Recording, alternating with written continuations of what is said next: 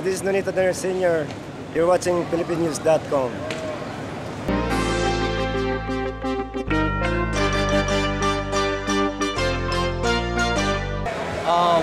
Laban, okay naman yung kinalabasan ng laban, but yung plano namin is knockout. But either way, I win. You know, my team, I can't do this without the help of my team, and I'm happy with my skill tonight. You know what? I think the pressure and kailangan pang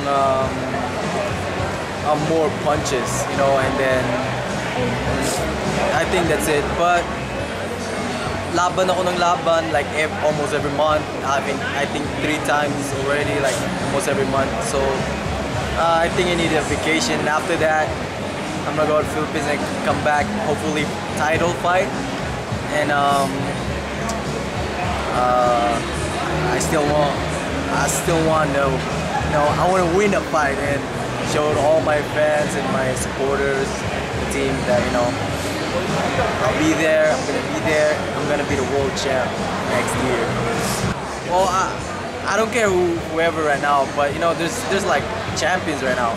Rios, even Soto, but you know, I just want to fight with a title next year. Man, to all my fans, sa lahat doon na sumuporta sa akin at naniwala at nag-pray sa akin, maraming salamat.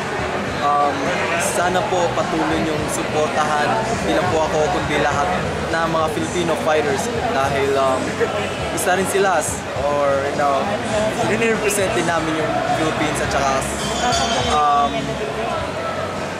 kung wala rin kayo, wala mga fans, no, wala rin kaming lakas na may bibigay doon dahil sa inyo namin na pinapakita namin na supportan nyo.